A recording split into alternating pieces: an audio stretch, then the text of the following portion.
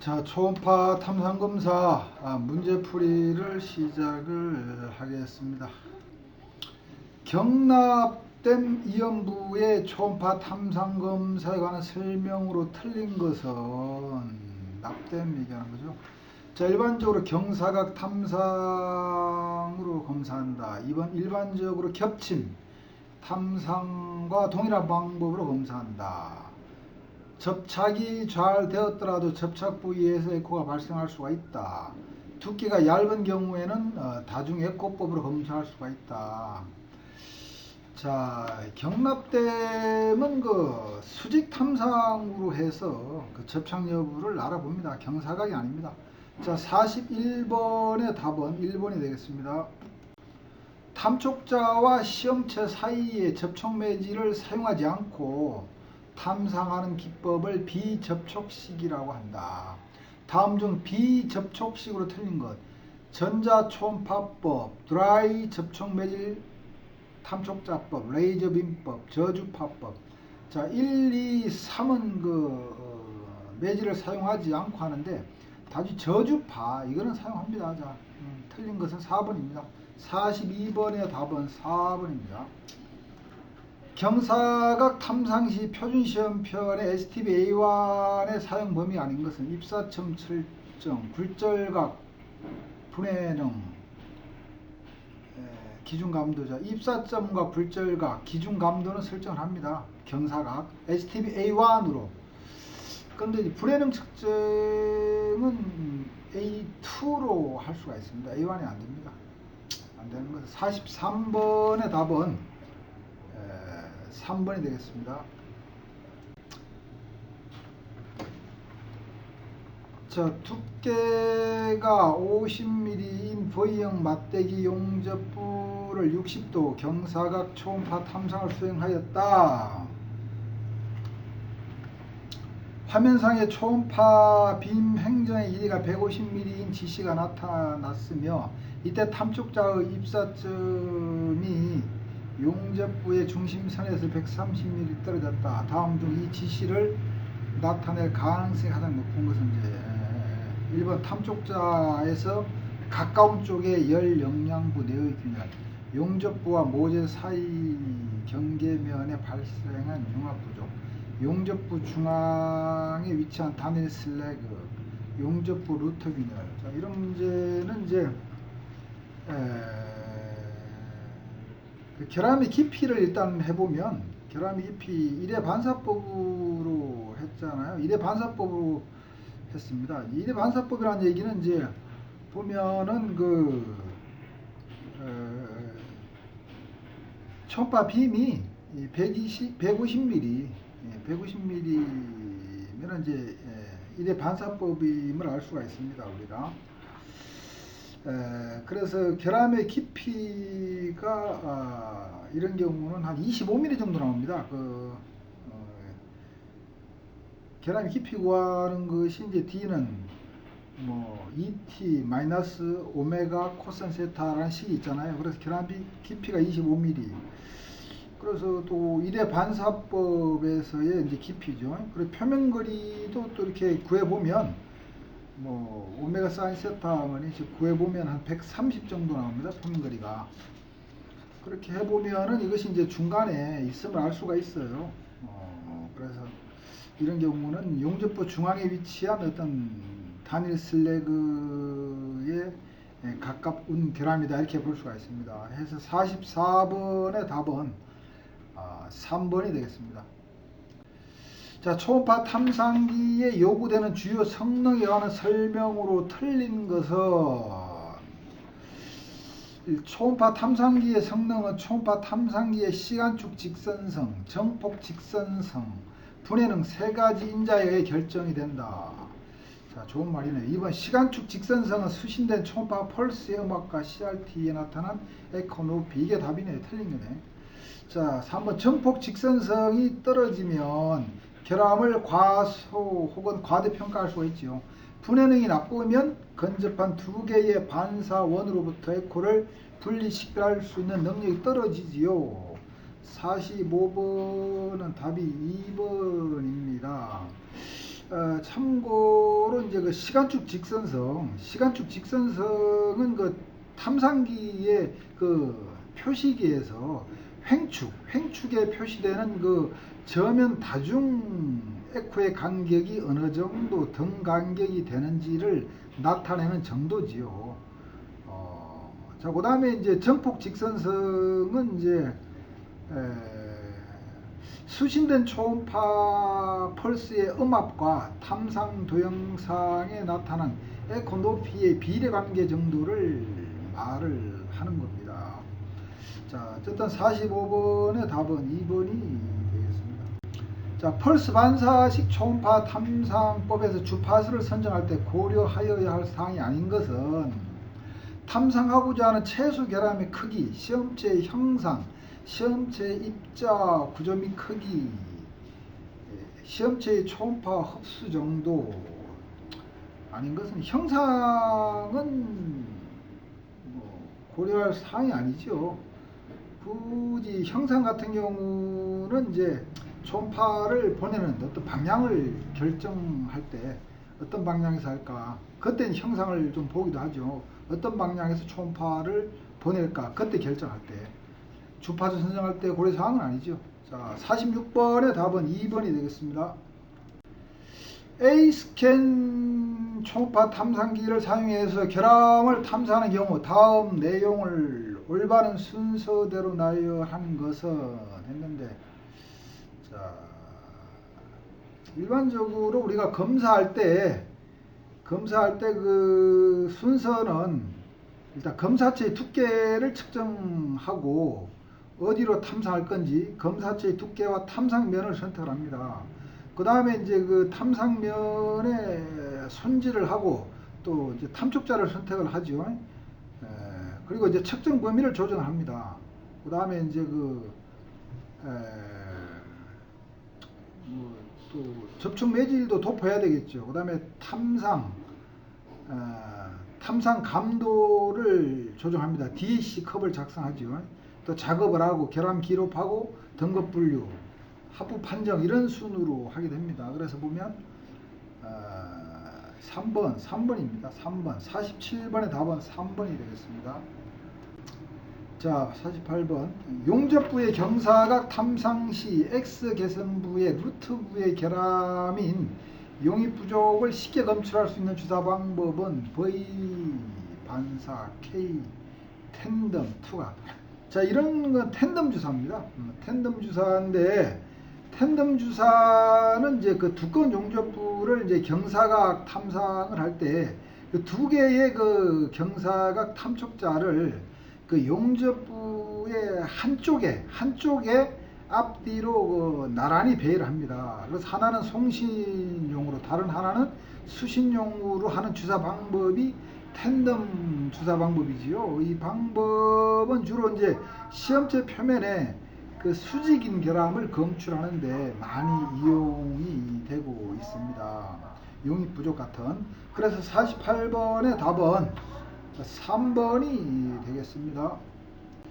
자, 펄스 에코 방식의 초음파 탐상 장비에서 탐촉자의 전압을 걸어 초음파를 발생시키는 기능을 하는 것은 탐촉자의 전압을 걸어 초음파 발생, 이 펄스를 얘기하는 거죠. 펄스. 수신기, 정폭기, 동기장치, 펄스를 얘기하는 겁니다. 자, 참고로 그 동기부라고 하는 것은 그 초음파 탐상기에서 시간 관계를 제어하는 전기 회로입니다. 근데 이거 동기장치, 이것으로부터 이제 송신 펄스, 시간축, 뭐 게이트 등 이런 시간을 제어하는 표시기 위해 그 탐상 도형을 정지시키는 그런 것이 이제 우리가 동기부다 이렇게 얘기를 하고 있습니다.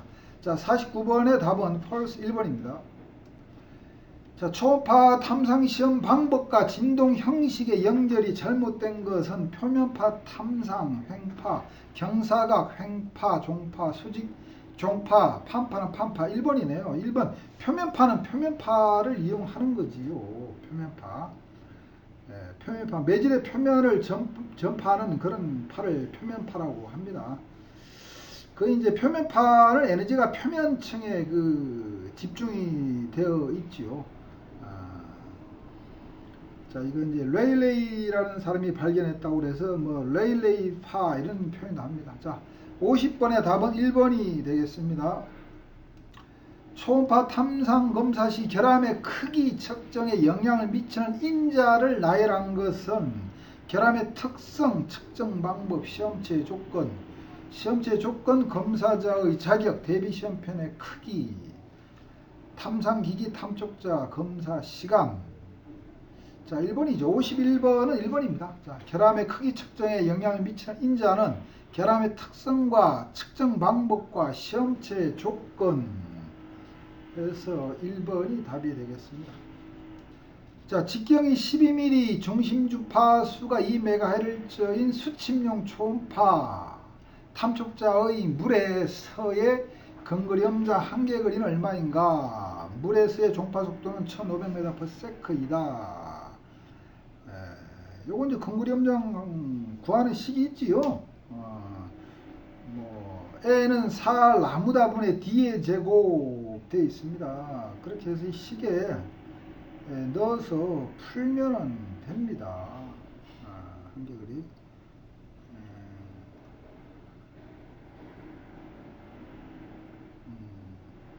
그러면 이게 풀면은 48mm가 나왔습니다. 48mm. 48mm입니다. 48mm. 예를 들어서 어떻게 푸냐면요. A는 4 라무다분의 D 제곱. 이거는 또 다시 쓰면 4V 분의 D 제곱 F지요. 이때 이제 그 속도가 아까 1500이라고 그랬잖아요. 1500 넣고, 그 다음에 이제 그 진동자 직경이 12mm잖아요. 12의 자성, 곱하기 또 이제 그 주파수가 2 곱하기 10의 육성이지요. 이렇게 하면은 48mm가 나옵니다. 자, 52번의 답은 3번입니다. 자, 53번. 자, 25mm의 알루미늄 제품을 수침법으로 이용해서 탐상할 경우에 적합한 물거리는, 보통 그 물거리는 C편의 두께 4분의 1T 플러스 4분의 1인치 정도 일반적으로 해줍니다. 4분의 1T 이상이 돼야 된다고 그러잖아요. 최소 4분의 1T, 4분의 T 플러스 4분의 1인치 정도. 그래서 여기서는 한 13mm 정도가 제일 적합한 물거리라고 할 수가 있습니다. 자, 53번의 답은 4번이 되겠습니다. 자, 이마트의 적용 분야로 부적당한 것은 고온 또는 극저온의 시험체 탐상한다. 2번 표면이 거칠거나 오염이 심한 시험체 탐상한다. 3번 비자성 금속의 탐상. 4번 접촉매질을 적용하기 곤란한 경우의 탐상.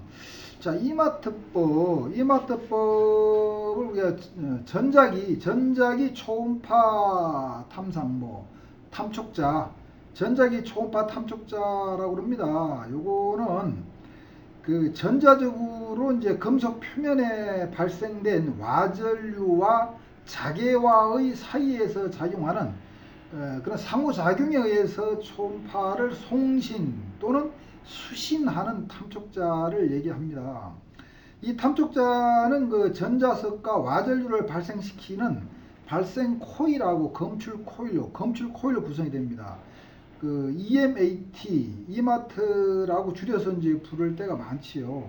그래서 이제 이것은 접촉 매질을 필요로 하지 않고, 그래서 이제 고온 또는 이제 극저온의 시험체 탐상에 이용이 되고 있습니다.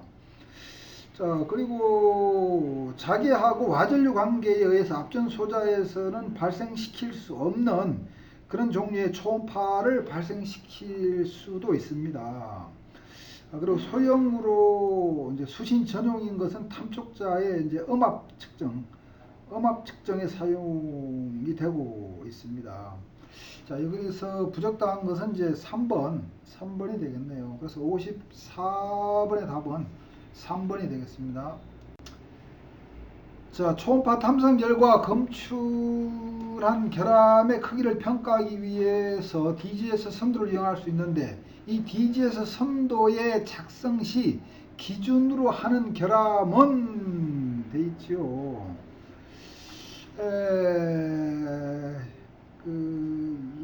원형 평면 결함을 이용합니다. 원형 평면 결함을 이용하는데, 참고로 더 얘기를 하면 이 DGS 선도법은 그 저면 반사로부터 응답을 비교하여 그 반사체의 크기를 추정할 수 있게 하는 거리 진폭 곡선인데, 그 여러 가지 크기의 그 디스크형 반사체에 대하여 초음파 빔이 진행한 거리와 이득상의 관계를 나타내는 일련의 곡선들을 얘기합니다.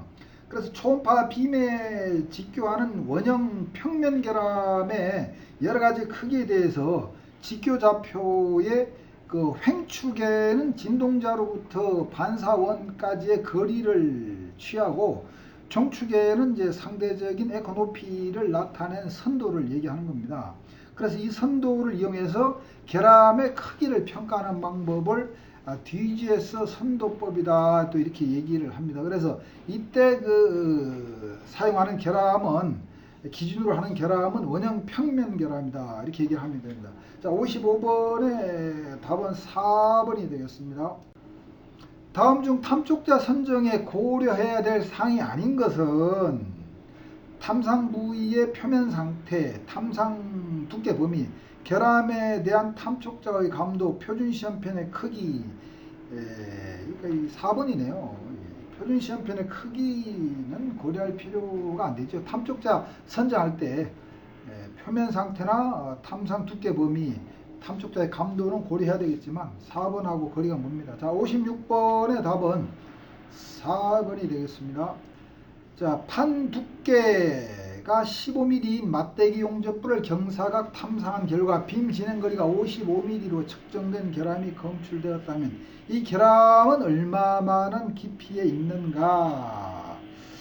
자, 이것도 이제 직사법이 아닌 이례 반사법입니다. 이례 반사법. 이례 반사법에서의 결함의 깊이를 구하는 식 D는 ET-오메가 코사인 세타가 되지요. 이게 직사법이냐 이례 반사법이냐를 구분하는 거는 0.5스키 빔 거리 T 나누기 코사인 세타를 해보면 돼요. T 나누기 코사인 세타 하면 0.5스키 빔 거리보다 더 빔 진행 거리가 길면 이례 반사했다라고 보면 되죠. 자, 57번 같은 경우는 이례 반사법으로서 결함의 거리는 7번 해보니까 이게 9.4인가 2번이죠. 답이. 자, 9.4 mm입니다. 자, 결함 깊이가. 자, 57번의 답은 2번. 이때 계산할 때 굴절각을 68도를 내야 됩니다. 굴절각을 공측 말고 실측 굴절각 68도를 넣어서 계산해야 됩니다. 그래서 9.4mm가 나옵니다. 자, 57번의 답은 2번입니다. 자, 배관의 길이 이염 용접부의 경사각 탐상에 대한 설명으로 틀린 것은, 자, 1번 탐촉자와 시험체의 접촉 조건이 평판 용접부의 검사 때와는 다르지요. 2번 외면으로부터 탐사하는 경우 내면으로의 입사각이 평판인 경우와 다르지요. 3번 스킵거리는 동일한 두께의 판재에 비해서 길어지죠. 스킵거리는 동일한 두께의 판재에 비해서 이제 경사 공률이니까 배관이니까 길어지죠.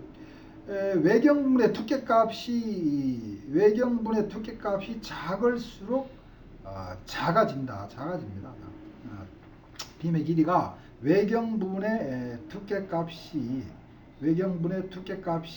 작을수록 빔의 거리는 더 작아집니다. 틀렸네. 자,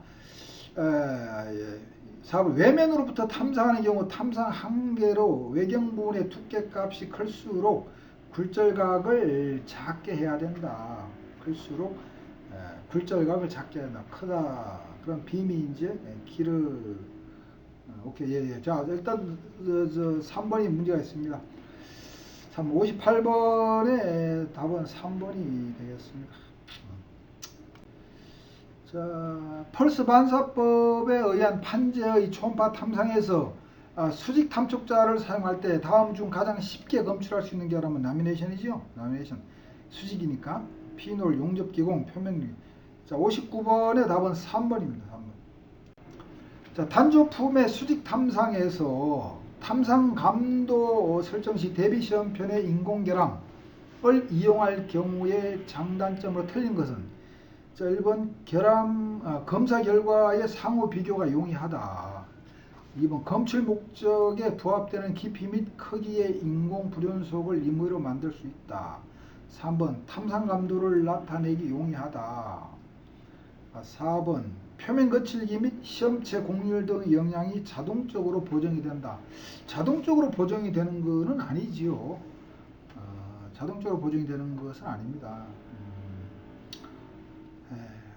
자, 4번이 답이네요. 자, 60번의 답은 4번이 되겠습니다. 자, 오늘 여기까지 하겠습니다. 감사합니다.